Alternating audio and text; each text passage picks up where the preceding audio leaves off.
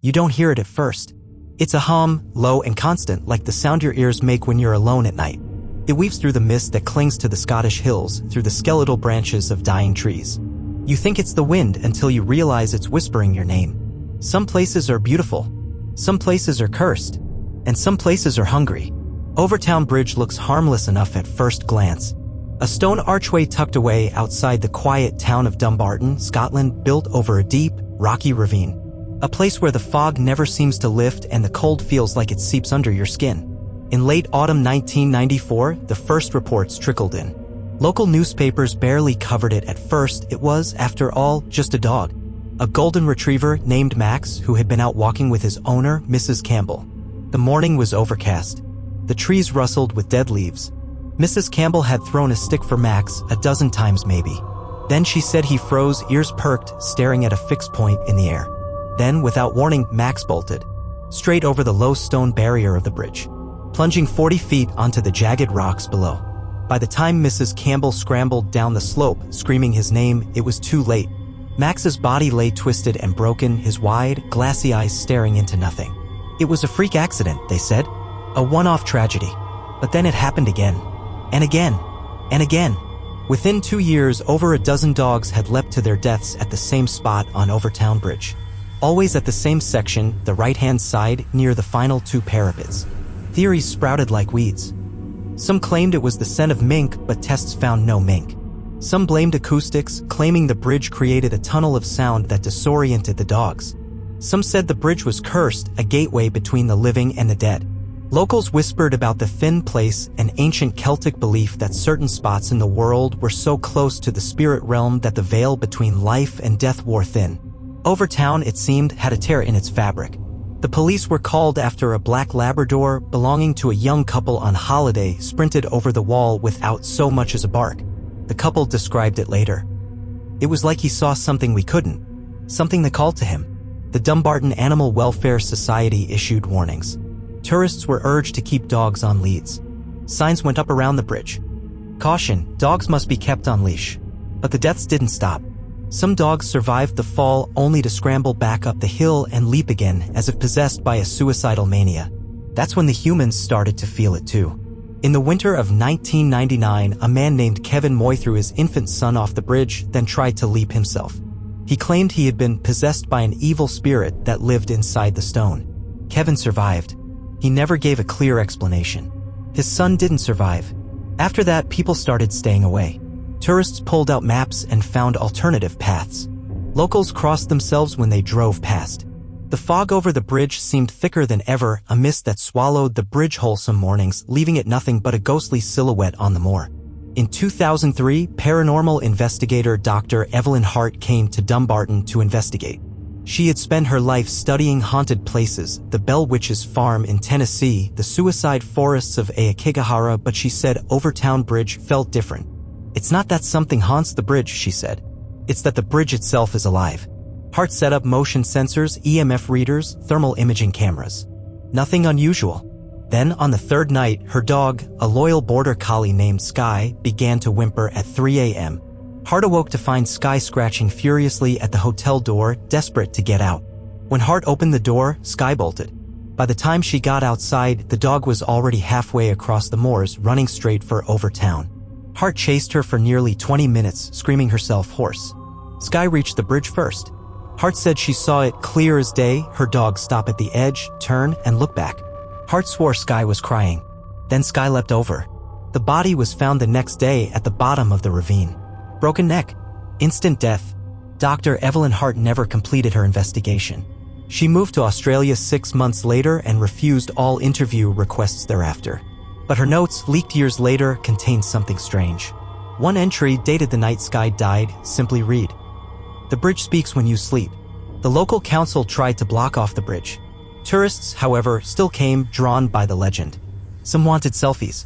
Others, thrill-seekers, tempted fate by standing at the parapet's edge, daring the whispering fog to call them too.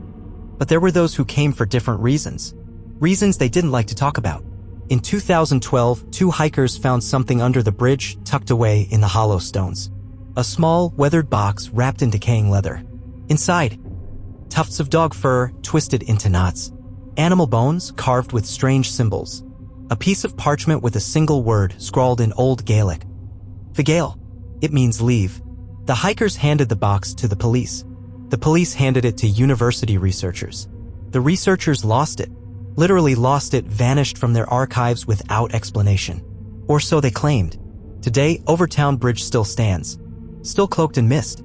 Still humming in the cold Scottish mornings. The sign warning dog owners still stands too, now faded and streaked with rain, but most visitors miss it. Or maybe they just choose not to read it. Because when you walk across Overtoun Bridge, you don't feel scared at first. You feel calm. You feel weightless. You feel like maybe, just maybe, the rocks below would catch you.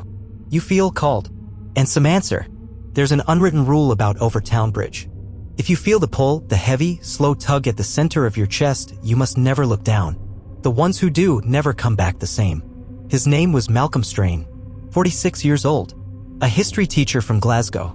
Normal in every sense until he walked across the bridge one gray afternoon in October 2005. He wasn't planning anything, he would later say. He had no reason to be sad, no thoughts of death. He was just driving back from a weekend hiking trip and decided to stop for a short walk. It was misting lightly. The bridge was empty. The only sound was the crunch of gravel under his boots. Strain had heard the stories, of course. You couldn't live in Scotland without hearing about Overtoun Bridge. But he didn't believe in ghosts, or curses, or thin places. He thought it was just a creepy tourist attraction. That's why he laughed to himself when the tugging began. It started small, he said later during a rare TV interview. Like a joke my mind was playing on me. You know, the way you sometimes imagine jumping when you're standing near a cliff edge? That sudden intrusive thought. But this was different. The pull wasn't coming from his mind. It was coming from the stones beneath his feet. It was like the bridge itself was breathing, a slow, deep inhalation sucking the air and him downward. He blinked. And in that blink, the world shifted. The trees beyond the bridge blurred into shapes, towering, skeletal forms bending toward him. The mist thickened, not white but tinged a sickly green.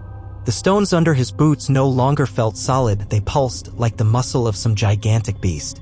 And from just over the edge, something called his name. Not in sound, but in sensation, the way you feel a chill run through you when someone stares from behind. He looked down. And then he jumped. They found him later, lying among the jagged rocks 30 feet below the parapet. Bones shattered. Skull cracked. But breathing. Barely. The doctors said it was a miracle he survived. He spent 8 weeks in hospital, most of it drifting in and out of morphine-heavy dreams. When he woke fully, he refused to speak of what he saw. Until one night, when a journalist, Sarah Duncan, came to visit him, claiming she wanted to write a rational debunking of the Overtoun legend. Something about her convinced him to talk. His voice, she said, was barely more than a whisper. "It's not the fall that kills you," he said. "It's what calls you down." He described the feeling, the certainty that he wasn't falling down but being pulled under. Like being dragged into deep water. Sarah asked the obvious question. Dragged by what? Malcolm's eyes filled with tears. Her, he said. The lady in white. The lady in white. The phrase wasn't new to locals. For decades, centuries even, people had whispered about a figure seen wandering the Overtoun estate. A woman pale and veiled, trailing mist in her wake. Sometimes crying, sometimes laughing. Always near the bridge. According to legend, she was the ghost of Lady Overtoun herself, the grieving widow of Baron Overtoun who died in the early 1900s. Lady Overtoun, after her husband's death, fell into madness. Neighbors reported seeing her standing at the bridge at odd hours, clutching at the air as if speaking to unseen figures. She became convinced the estate was cursed, that the bridge had become a meeting place for things not meant for this world. In 1931, she died alone in Overtoun House. Some said of natural causes. Others said of sorrow so deep it fractured her spirit, leaving part of her trapped at the bridge forever. After Malcolm Strain's survival, more stories began to surface. A woman walking her terrier reported hearing a woman's voice, soft and urgent, whispering from below the bridge. "Come here, darling. Come closer." When she turned around, no one was there. But her dog had already scrambled onto the parapet, preparing to leap. She managed to grab it at the last second, yanking it back onto the path. But she swore she felt cold hands brush her arms, hands that weren't there. The local council increased the warnings, reinforcing the bridge's sides, installing higher barriers. It didn't matter. The death slowed, but they didn't stop. And beneath the stones, the hum continued. Low, constant, alive. In 2015, a new piece of evidence surfaced. A group of amateur historians exploring the overgrown forests near Overtoun Estate stumbled upon something extraordinary. Hidden among the gnarled roots of an ancient yew tree, they found a weathered stone tablet barely visible beneath centuries of moss and soil. They cleaned it carefully, brushing away the grime with trembling fingers. The inscription, in crude Old Gaelic, read, "This is the gate. Here the world grows thin. Blood feeds the breach." One of the historians, Robert McKinley, took photos of the tablet and posted them online. Within days, his account was deleted. Within weeks, McKinley himself was missing, last seen heading toward the bridge just before a storm rolled in. His car was found abandoned at the edge of the woods. Keys still in the ignition. Driver's door swinging open. He was never seen again. Some believe Overtoun Bridge isn't haunted at all. That it's not a bridge in the traditional sense. It's a door. A crack between our world and something else, something that hungers for life, for attention, for worship. And sometimes it calls out. Not loudly, not violently, softly, sweetly, like a lullaby sung by your mother in the dark. And if you listen too long, you'll answer. People often think Overtown's story begins with the bridge, with crumbling stone and fogged-over mornings. They're wrong. The bridge was built in 1895. But the land? The land was cursed long before a single stone was ever laid. In 2016, following the disappearance of Robert McKinley, a local university team quietly began investigating the forest surrounding Overtoun Estate. Led by Dr. Isla Kerr, a folklorist specializing in pre-Christian Celtic traditions, the team spent months combing through ancient maps, land records, and oral histories. What they found sent a chill deeper than any ghost story. The region where Overtoun stands was once called in Dorn Dub the Black Fist. It was a place the ancient tribes avoided, not because of wild animals, not because of bandits, because of the thinness. Old Celtic myth spoke of places where the veil between worlds wore thin, places where the dead crossed over, and worse, where things that were never human at all could slip through. And Dorn Dub was one of those places. Buried deep in the archives, Dr. Kerr found references to a ritual, Fuel na Broige, the bleeding of the bridge. The rite was simple, brutal. An offering of blood, given on the stone of the threshold, to seal the breach between worlds. They weren't building bridges in the literal sense. They were building barriers, keeping something out or something in. But over centuries, as Christianity swept through Scotland, these old protections were forgotten. The sacred stones were buried. The stories were softened into fairy tales. Until the land grew hungry again. Until something beneath Overtoun woke up. One fog-thick afternoon, Dr. Kerr's team uncovered another artifact. Digging near the southern slope of the bridge, they unearthed a ring of stones, blackened and fused as if by fire, forming a perfect circle. At the center lay a crude carving, a twisted figure with elongated limbs and an eyeless face, mouth gaping in a scream. Beneath it, the words, Izina Shali, it is in the eye. None of them could explain the meaning. But that night, strange things began happening to the team. Their equipment glitched, cameras capturing frames filled with static and shadows that didn't belong. One researcher, Aidan McGregor, woke screaming, claiming he had seen a woman of mist standing over him, her face shifting and melting into a void. Another team member quit immediately, refusing to step foot near the bridge again.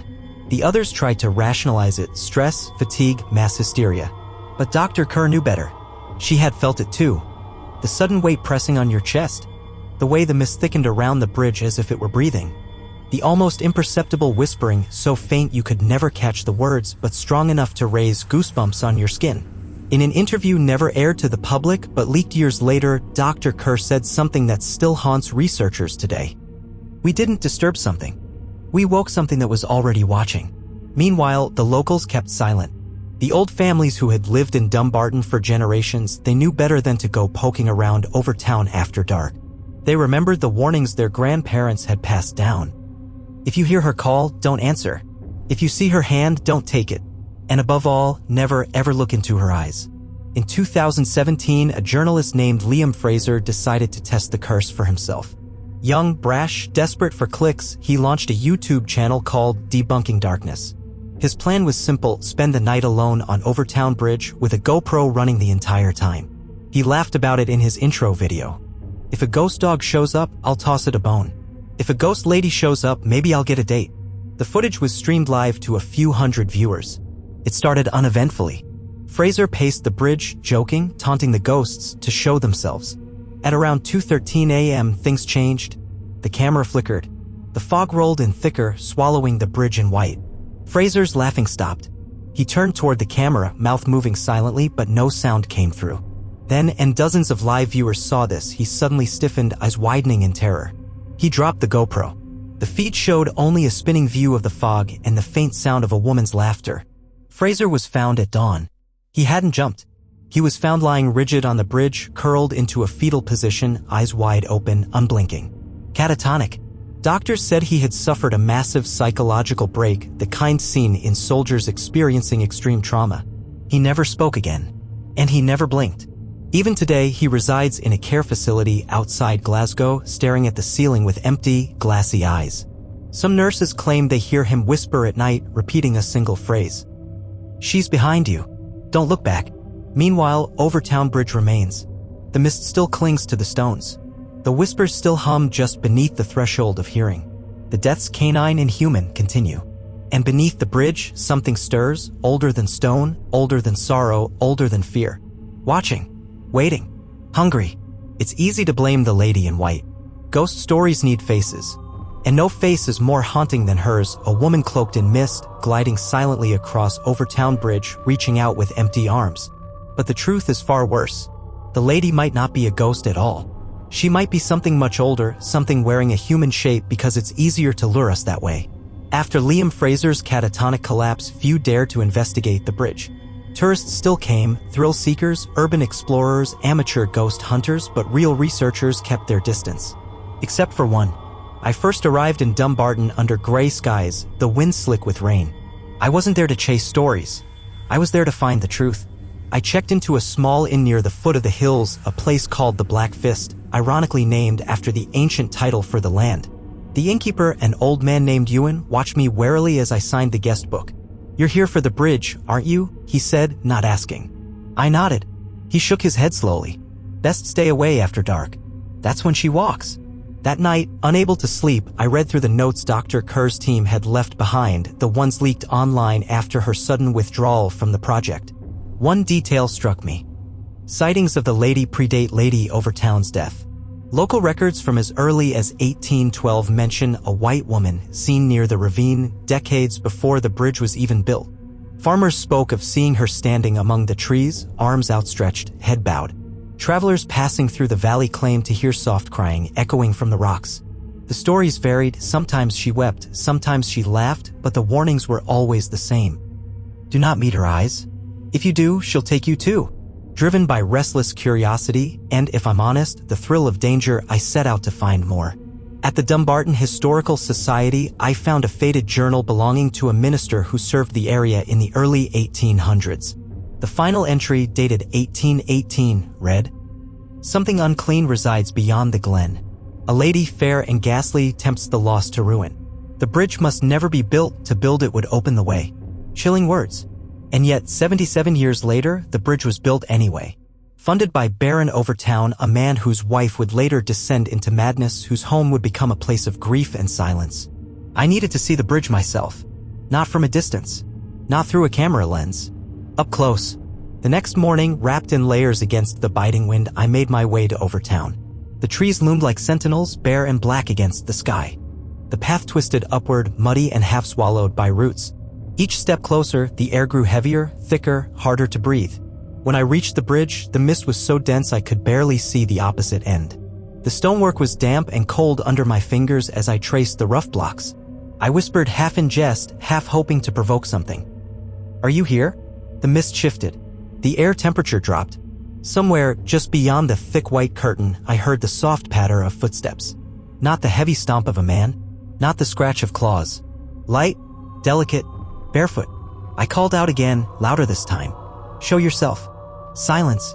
Then, from directly behind me, a woman's voice. "I'm right here." I spun. No one. Nothing. Only the swirling mist and the endless ache of empty space. I fled back to the inn, heart pounding. I told myself it was imagination. Fatigue. The power of suggestion. But that night, in my dreams, she came to me. A figure of pale mist, gliding toward me across endless black water. I tried to move, to run, but my body was frozen. She reached out with hands like smoke. And I heard her voice, not in my ears, but inside my skull. "Look into my eyes." I woke screaming, tangled in sweat-soaked sheets. Outside, the mist pressed against the window as if trying to seep in. Over the next few days, the pull to return to the bridge grew stronger. It gnawed at me, whispering in the back of my mind, beckoning me to come back. Each morning, I'd find myself halfway packed, car keys in hand, heart hammering, without remembering making the decision. I fought it. I forced myself to research instead. And that's when I found the final, most terrifying piece. In 1923, a team of amateur archaeologists uncovered a stone altar buried deep in the hills near Overtoun. Carved into its face was a figure eerily similar to the one Dr. Kerr's team had found. Elongated limbs, featureless face, mouth stretched wide. The translation of the inscription was lost, but one fragment survived. The hunger beyond the mist. The site was quietly reburied. The notes suppressed. The estate owners at the time, terrified of scandal, ordered silence. But one surviving journal entry from the lead archaeologist read, "It wears a woman's face to tempt the foolish. It wears mist to blind the wise. It feeds not on flesh, but on the soul." By the end of the week, I knew one thing for certain. The lady in white is no ghost. No restless human spirit. She is a mask worn by something old, something formless, something that remembers a time before humans walked these hills. She doesn't want revenge. She wants company. And all it takes is one mistake. One glance. One answer to her call. It was madness to go back. I told myself that a dozen times as I stood outside the inn, staring up at the cloud-choked sky. The mist rolled thicker tonight, like an ocean swallowing the hills. The moon, hidden behind layers of gauze, cast no light. Everything inside me screamed to turn back, but the pull was too strong. The lady was calling, and I had already answered. I reached the bridge just before midnight. The world felt wrong. Not just cold. Not just dark. Wrong. The birds had gone silent. No insects buzzed. Even the wind seemed to have stopped breathing. The bridge loomed ahead, a black wound slashed across the white mist. Every instinct said not to step onto the stones. I stepped forward anyway. At first, it felt like walking into another world. The mist swallowed me whole, and the world behind me, the trees, the path, even the memory of safety, disappeared. The stones beneath my feet vibrated, faintly like the rumble of distant thunder trapped underground. Halfway across, I paused. I wasn't alone. Somewhere ahead, through the swirling fog, I could hear breathing. Soft, shuddering, wet. I strained my ears. It wasn't the breathing of an animal. It wasn't human either. It was heavier, hungrier. And then she appeared. Not walking. Not drifting. Growing out of the mist like a flower of bone-white silk. The lady in white. She was beautiful and terrible, her face hidden by a translucent veil that fluttered without wind. She raised one hand toward me, fingers long and too many jointed, bending at angles that made my stomach lurch. She spoke without moving her mouth. "Come closer." My body obeyed without thought. One step. Another. Her arms opened wide, an invitation. And I realized, in a flash of primal terror, she wasn't beckoning me for a hug. She was opening herself like a maw. Behind her veil, there was no face. Only an endless black mouth, twisting and wet, reaching through dimensions. The hug would not be embrace. It would be consumption. I fought against my own legs, my own muscles. I screamed, but no sound came out. Inside my mind, she pushed images. Falling forever into blackness. Becoming mist, thoughtless, formless. Endless hunger gnawing at the soul. And her voice, sweet and poisoned. No more fear. No more pain. Only the mist. Only the call. Somehow, I still don't know how I turned and ran. The mist fought me, pulling at my clothes like invisible fingers. The stones beneath my feet shifted, trying to trip me. I stumbled once, nearly falling over the low parapet, saw, for the first time, the rocks yawning below, teeth of stone waiting hungrily. I made it to the end of the bridge and collapsed onto the muddy path, retching, gasping for breath. Behind me, the mist thickened into the vague outline of a woman, watching. Waiting, but not following. I staggered back to the inn, half crawling, half blind. Ewan was waiting at the door, a shotgun in his arms. He didn't speak. He didn't ask questions. He simply wrapped a heavy blanket around my shoulders and sat me by the fire. Hours later, when my shaking stopped, he finally said, "You're lucky. Most don't make it back once they hear her true voice." I wanted to ask why. Why me? Why did she stop? But deep down, I already knew the answer. She hadn't stopped. She had simply marked me. That night, after Ewan helped me upstairs, I found something tucked under my pillow. A small, rough stone, carved with a symbol, a spiral devouring itself. And underneath it, a scrap of yellowed paper. "She knows you now. She will wait." I barely slept. When I closed my eyes, I saw her again standing at the far end of the bridge, her arms open wide, the mist pulsing like a living thing around her. And in my dreams, I wasn't running. I was walking toward her, smiling. The next morning, I made a decision. I couldn't run. I couldn't hide. If I was marked, if the lady knew me, then the only way out was through. I had to find the heart of the Overtoun curse. Find it, face it, and somehow destroy it. That meant one thing. The forbidden tunnels. Hidden deep beneath the Overtoun estate, the ones Dr. Kerr's team had whispered about but never dared explore. The ones that predated the bridge. The ones built not by humans, but by hands that no longer remembered being human. Armed with nothing but a flashlight, a local map, and Ewan's whispered blessing, if you don't return by morning, I'll burn the bridge myself, I set out. Past the dying trees. Past the broken statues swallowed by vines. Past the old well where water no longer flowed. To the mouth of the tunnels, a jagged wound in the hillside hidden by centuries of moss and decay. The air spilling out was cold and wet, reeking of stone and something fouler, like old blood. I hesitated only once. Then I ducked inside. The darkness swallowed me whole. No sound, no wind, no life. Only the distant, rhythmic hum of breathing stone. The tunnel walls pulsed faintly under my fingertips as if they too lived and hungered. My flashlight flickered once, twice, then steadied. I moved forward, deeper into the belly of the beast. And far ahead, down the endless black throat of the tunnel, I saw her. The lady. Not waiting this time. Coming toward me. The tunnel walls oozed moisture, slick and shuddering beneath my fingertips. The air was thick with the smell of stone and decay, but underneath, something else, sweet, rotting perfume. The scent of death dressed up to look like something beautiful. Ahead, the lady moved through the darkness, gliding, half seen, half felt. Her veil shimmered in the beam of my flashlight, but her feet never touched the ground. She floated, or more accurately, she was carried by something just beyond sight. Something vast. Something wrong. Every survival instinct screamed at me to run. But it was too late to turn back. I had to see. Had to understand. The tunnel forked. She slipped to the left, deeper into the earth. I followed, heart hammering so hard I tasted blood. The stone walls narrowed until I had to turn sideways to squeeze through, the cold pressing against my ribs like a living thing. Then suddenly, the passage opened into a vast cavern. My flashlight flickered wildly before stabilizing. The ceiling arched high above, lost in mist. The floor was uneven, scattered with broken stones arranged in crude circles and spirals. At the center of the cavern stood an altar. Not built by human hands, or at least not sane ones. It was a squat, grotesque thing, pulsing slightly in the beam of my light. The surface was carved with thousands of tiny figures, twisted and writhing as if in endless agony. And there, kneeling before the altar, was the lady. Only now her veil had fallen away. Her face was no face at all. Just an endless wound, a chasm of teeth and tendrils and wet, twitching hunger. From her mouth, a low, humming chant filled the air, a sound so low it made my bones ache. Behind her, on the altar, lay objects. Collars, dog tags, child-sized shoes, rusted and rotted. Offerings, proof. All those who had leapt, human and animal alike, hadn't fallen by accident. They had been given, sacrificed. I stumbled back, bow rising in my throat. A voice spoke, not from her, but from everywhere at once. You see me now. The mist coiled around my ankles, rooting me to the ground. I fought to move, fought harder than I ever had, but the air itself had turned against me. Above the altar, something vast stirred in the mist. A shape. A body. Not quite solid, rippling like smoke. It was using the lady as a puppet, a lure.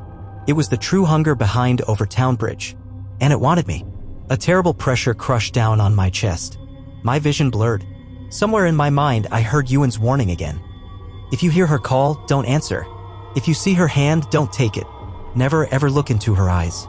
But it was too late. I had already seen. And she was reaching for me now, hands like ropes of mist, fingers sharp as thorns. I screamed, a raw, broken sound that echoed off the cavern walls. At that moment, by sheer dumb luck or instinct, my foot caught on something half buried in the dirt. A chunk of stone, part of the ancient barrier stones Dr. Kerr had described. Without thinking, I grabbed it and hurled it at the altar. The effect was immediate. The lady shrieked, not with her mouth, but with her whole body, a sound that pierced the marrow of my bones. The cavern shook violently. The mist recoiled. Cracks split the altar, and a dark, oily liquid spilled out, hissing where it touched the ground. The spell, if that's what it was, broke. My legs unlocked. I ran. The tunnels fought me every step. Walls shifted. Paths closed. The mist clawed at my back, whispering promises of peace, of rest if I just stopped running. But somehow, by pure panic-fueled instinct, I found my way back to the entrance. Bursting into the open air, I collapsed onto the cold, muddy earth, gasping. The sky was beginning to lighten, a bruised gray dawn fighting its way over the hills. Behind me, the tunnel mouth shuddered and then, slowly, sealed itself, swallowed by the earth like a living wound closing. The lady did not follow. For now. Ewan found me hours later, still lying there, shivering and half delirious. He didn't speak. He just helped me up, wrapped me in a rough wool coat, and walked me back to the inn. At the fireplace, as I gulped down burning hot tea with trembling hands, he finally said, "You went into her mouth and came back out." Not many can say that. I nodded, unable to speak. Because deep down, I knew something terrible. Something I hadn't dared admit until now. I hadn't truly escaped. Not completely. Something had followed me out. That night, as I tried to sleep, I heard it. Soft, almost gentle, just outside the window. The sound of bare feet padding across the stone bridge. The faint whisper, "Come closer." And in the mirror across the room, I saw her. Standing behind me. Waiting. The first time I lost time, it was only a few seconds. I was sitting by the fire at the inn, staring into the flames, and then, without warning, I was standing at the front door. Coat on. Boots laced. Keys in my hand. I had no memory of getting up. No memory of walking across the room. No decision made. It was like waking from a half-remembered dream. Ewan found me standing there, blank-faced, hand on the doorknob. He said only 3 words. "She's calling you." Over the next days, it got worse. I would find myself at the window at night, staring toward the bridge even when I had no intention of moving. My dreams shifted too. No longer just nightmares of mist and stone. Now the dreams were sweet, warm, comforting. In them, I was walking across the bridge hand in hand with someone, a woman in white, her face hidden in soft mist. Her voice in my head. "Come home." I woke up smiling. And that scared me more than anything else. I started noticing other changes. Reflections in the mirror that didn't match my movements. Shadows flickering at the edge of my vision. Words appearing in the condensation on the bathroom mirror, soon. And the worst part? When I looked at my own eyes in the mirror, something looked back. Something patient. Something other. I was being hollowed out bit by bit, becoming less myself and more hers. I confronted Ewan one night, slamming my hands on the counter. "How do I stop it?" I demanded. He just shook his head. "You can't," he said. "Not once she's marked you." I stared at him, desperate. "There has to be a way." He hesitated, glancing around as if afraid the mist would seep into the walls. Then he leaned closer and whispered, "There's an old right? Blood for blood. You have to give her a better offering." "What does that mean?" I asked, horrified. "It means," he said grimly, "you have to give her what she wants before she takes you instead." Later that night, I pieced it together from the old notes left by Dr. Kerr's team and scraps of local legend. The lady didn't want bodies. She wanted devotion. Souls who would willingly step off the edge. Souls who would choose her. The dogs, the people, they weren't forced. They were persuaded. Called. Welcomed. And once you said yes even a little, you were hers. If I waited, I knew what would happen. I would walk back to the bridge one day without realizing it. Climb the low stone wall. And leap. Smiling. Grateful. Gone. There was one hope. One chance. An ancient rite called in Comnade Dunad the Sealing Stay. A brutal, desperate ritual lost to history, revived only in whispers. It involved confronting her on her ground, the heart of the bridge, and binding her there permanently. No prayers. No spells. Only a simple rule. Blood given freely. Blood taken back. It meant sacrifice. And pain. And survival if I was lucky. I had to do it before the mark consumed me completely. Before my mind, my soul, was nothing but mist. I had to go back to Overtoun Bridge. One last time. At dawn, I packed what little I had. A sharp hunting knife. A length of red thread, symbolic binding in Celtic rites. A rough stone amulet Ewan gave me, carved with a protective spiral. And I wrote a note, simple, grim. "If I don't return, burn the bridge." Ewan took the note silently, pressing it into his chest with shaking hands. Neither of us said goodbye. Both of us knew how this might end. The walk to Overtoun was shorter this time. The mist parted for me almost eagerly, folding away like curtains welcoming a king. The bridge loomed ahead black and broken against the pale gray sky. And waiting at the center where the stone was darkest and the mist thickest stood the lady. Her veil fluttered. Her hands opened wide. Her voice inside me. "Come home." But this time I wasn't coming to surrender. I was coming to fight. I stepped onto the bridge. The air thickened instantly, every breath a battle. The stones seemed to twist under my feet, trying to trip me. The mist whispered promises in 1,000 voices. It won't hurt. You'll be free. No more loneliness. I clutched the red thread tighter, wrapping it around my wrist until it cut into my skin. The lady glided toward me, arms open. I could see her face now. Not the gaping maw, not the endless hunger, but a woman, pale, beautiful, eyes filled with infinite sadness. My mother's face, my first love's face, my lost friends' faces. All of them, one by one. She wore my memories like a mask. Tears blurred my vision. Part of me, the part already marked, screamed to run into her arms. To fall. To let go. But I didn't. I staggered forward, blood dripping from my clenched hand where the thread bit deep. I spoke aloud, words I hadn't known I knew. I am not yours. My soul is my own. I take it back. I thrust the bloody thread toward her. She screamed, not a sound but a pressure, a force that slammed into me, driving me to my knees. The mist boiled. The bridge shook. But I forced myself to my feet. Forced myself to tie the thread around the parapet stone. Forced myself to speak the final binding words. Stay here. Stay hungry. Stay forgotten. The lady shrieked one last time, a sound that tore at reality itself, and then she was gone. Not vanished. Bound. Trapped. The mist collapsed inward, sucked toward the bridge's center, disappearing like water down a drain. When it was over, the world was still. The sun broke through the clouds for the first time in what felt like centuries. Birdsong returned to the hills. And for the first time in years, Overtoun Bridge was just a bridge. Empty. Silent. Ordinary. Or so I thought. Until I turned to leave. And at the far end of the bridge, just for a heartbeat, I saw a woman watching me. Veil fluttering. Arms open. Smiling. Waiting. I left Overtoun Bridge behind me. Or so I thought. The walk back to the inn was quiet, almost too quiet. The birds sang, the trees whispered, the mist had thinned. But the air still felt heavy, like the world was holding its breath. When I reached the Blackfist Inn, Ewan met me outside. He said nothing at first, just looked at me long and hard, like a man checking if the patient survived the surgery.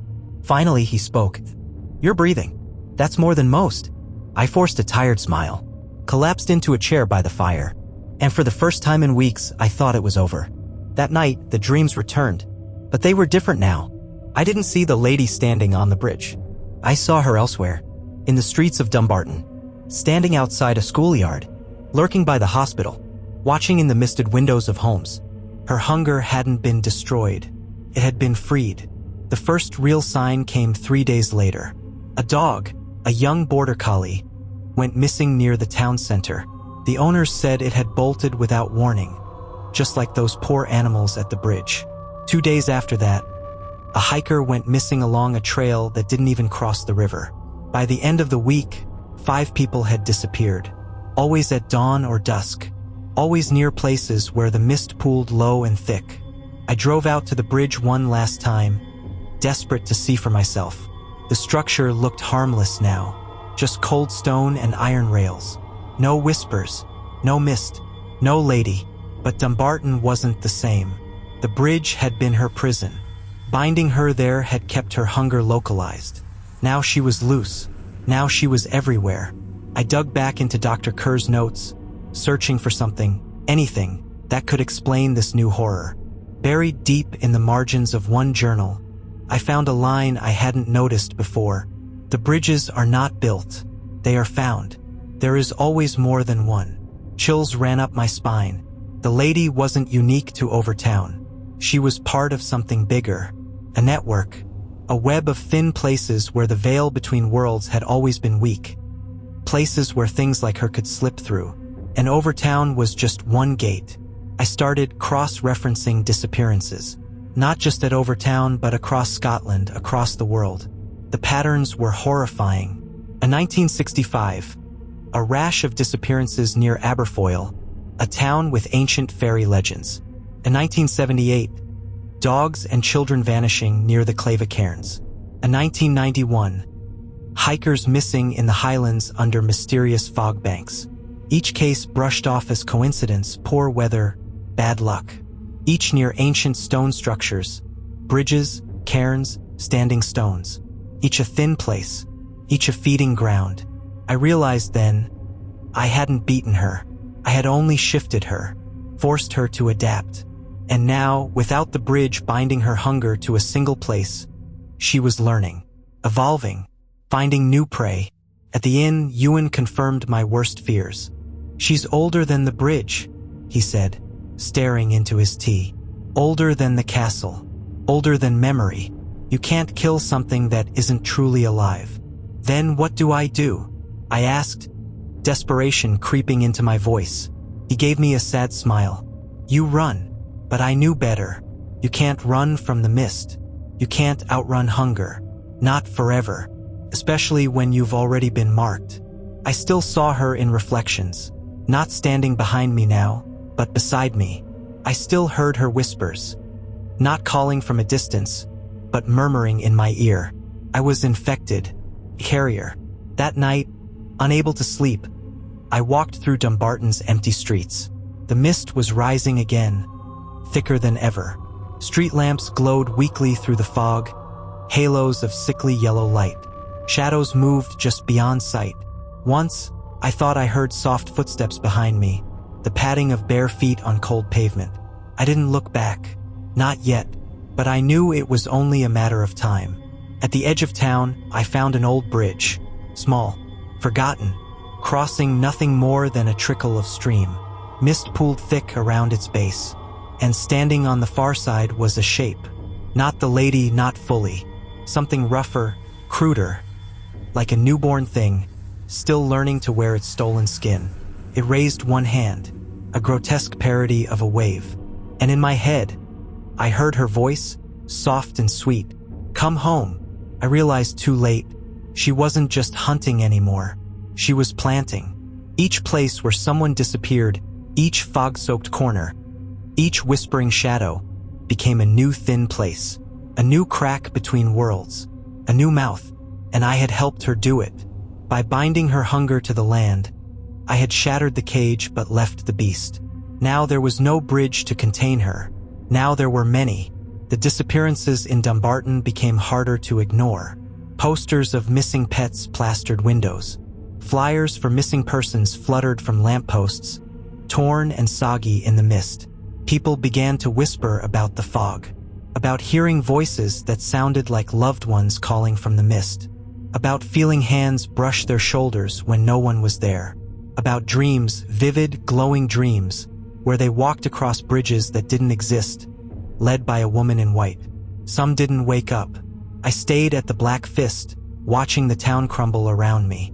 Ewan aged visibly over those days, the lines deepening around his eyes, his shoulders stooping lower under an invisible weight.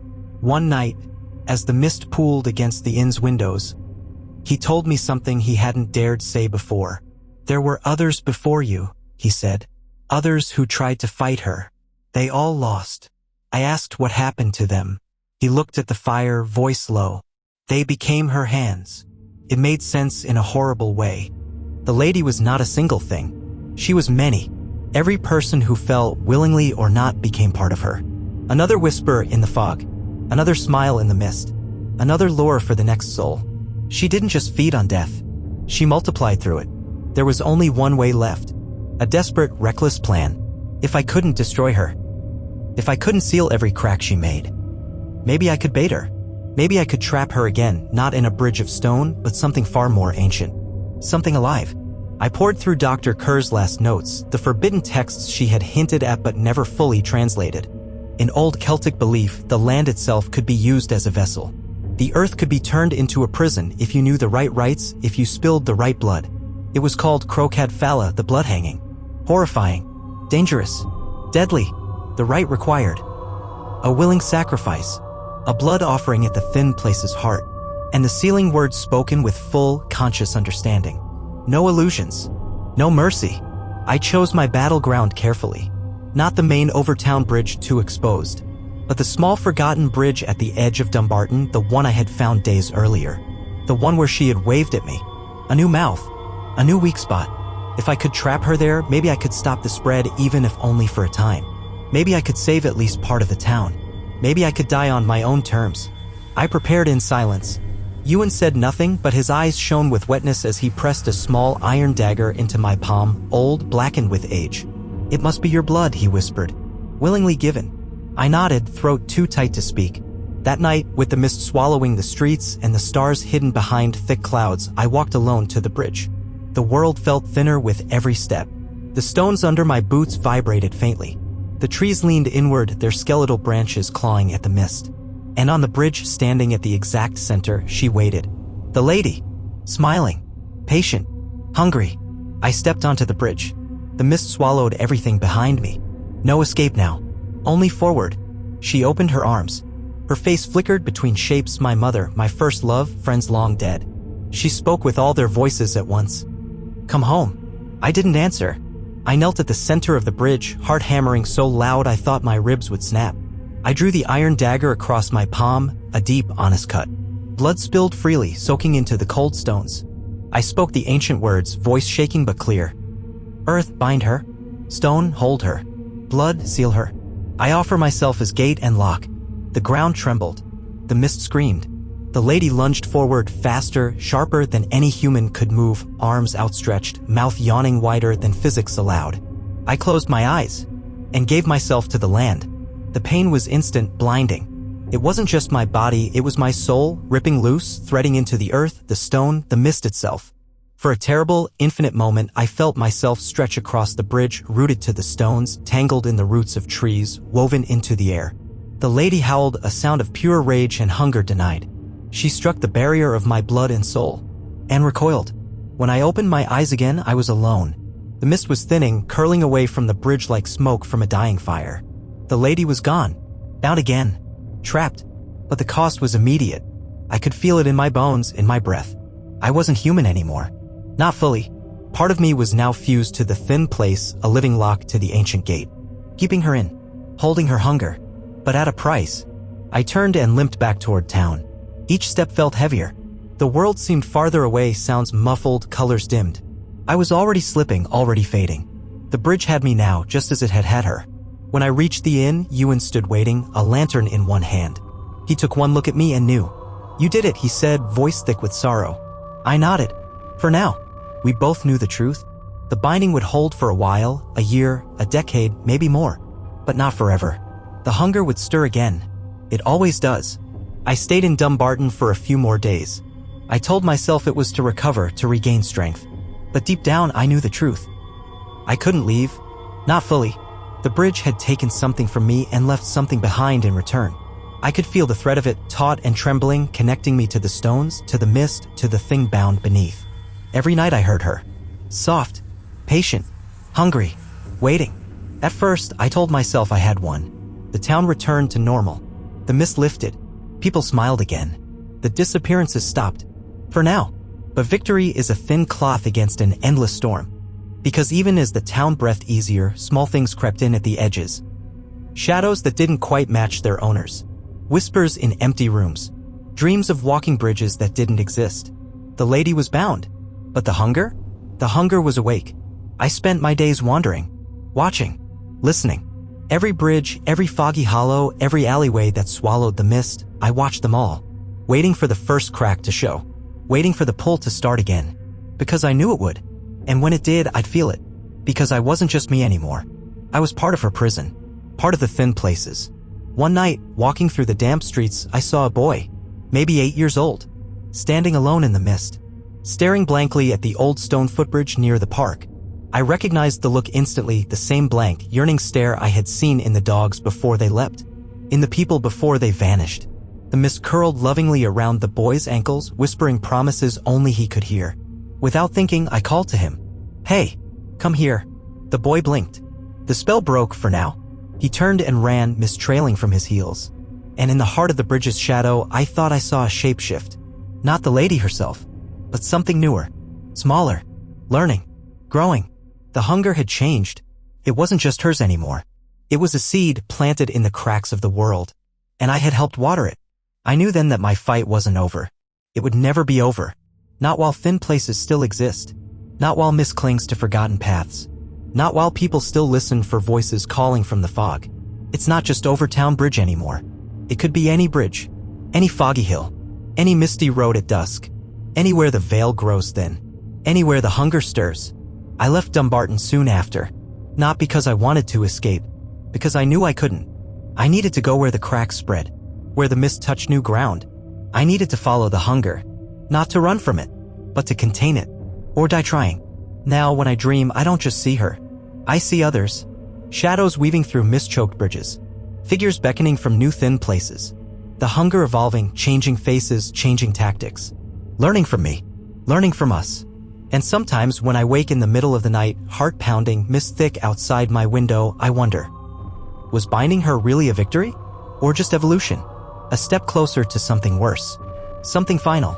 I'm writing this not as a warning, warnings don't help. Not as a confession, guilt doesn't cleanse. I'm writing this because someday, somewhere, you're going to walk across a bridge. It might be an old stone bridge half lost to ivy. It might be a modern overpass swallowed by fog. It doesn't matter. At some point, you'll hear it. A soft voice in the mist. Sweet, familiar, calling you home. When you do, don't stop. Don't listen. Don't look. And above all, never answer. Because she's always hungry. And she's always waiting. For you.